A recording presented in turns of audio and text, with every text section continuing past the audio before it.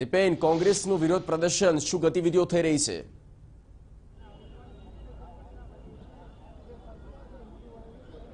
બિલકુલ જગદીશ, 30 જાન્યુઆરી ગાંધી નિર્માણ દિને હિન્દુ મહાસભા દ્વારા જે કૃત્ય કરવામાં આવ્યું છે તેના વિરોધમાં હવે કોંગ્રેસ છે તે રસ્તા ઉપર ઉતરી છે। આ તમે જોઈ રહ્યો છો કે ગુજરાત કોંગ્રેસ પણ હિન્દુ મહાસભાના કૃત્ય સામે આજે કોચરબ આશ્રમ ખાતે ધરણા અને વિરોધ પ્રદર્શન કરી રહી છે। પ્રદેશ પ્રમુખ અમિત ચાવડાથી લઈ નેતા હોય અર્જુન મોઢવાડિયા છે, ધારાસભ્ય લાખા ભરવાડ, શહેર પ્રમુખ શશિકાંત પટેલ, ઇમરાન ખેલાવાળા, હિંમતસિંહ પટેલ સહિતના તમામ મોટા નેતાઓ અને મોટી સંખ્યામાં કાર્યકર્તાઓ છે તે પોસ્ટરો અને સૂત્રો કરી અને વિરોધ કરી રહ્યા છે। જે રીતે હિન્દુ મહાસભા દ્વારા રાષ્ટ્રપિતા મહાત્મા ગાંધીને ગોળી મારી અને અપમાન કરવામાં આવ્યું છે તેનો વિરોધ આજે કોંગ્રેસ સમગ્ર દેશમાં કરી રહી છે, ત્યારે ગુજરાતમાં પણ તેમનો વિરોધ છે તે કરવામાં આવી રહ્યો છે। કોંગ્રેસ પ્રમુખ અમિત ચાવડા છે તેમણે આ સમગ્ર મામલે હિન્દુ મહાસભા ઉપર બેન્ડ મૂકવાની માંગ છે તે માંગ કરી છે। આપણે ધારાસભ્ય સાથે વાત કરી છે। ઇમરાનભાઈ, શું માંગ છે કોંગ્રેસની આજે વિરોધ કરી રહી છે?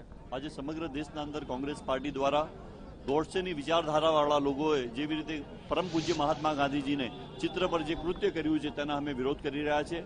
આવનારા દિવસોના અંદર પણ આવા કૃત્ય કરવાવાળા લોકોને સબક શીખવાડવા માટે અને આવી ભારતીય જનતા પાર્ટીની ભગીરથ સંસ્થા છે એ સંસ્થાને તાત્કાલિક બેન્ડ કરવામાં આવે અને પરમ પૂજ્ય મહાત્મા ગાંધીની વિચાર જેની શક્તિ છે કે આજે પૂરી દુનિયા જે પરમ પૂજ્ય મહાત્મા ગાંધીજીનું નામ લઈને આજે દેશને એકતા અને સંદેશો આપવાવાળી વ્યક્તિને આજે ગોડસેના વિચારધારાવાળા લોકો જે કરી રહ્યા છે તે ખૂબ દુઃખની વાત છે।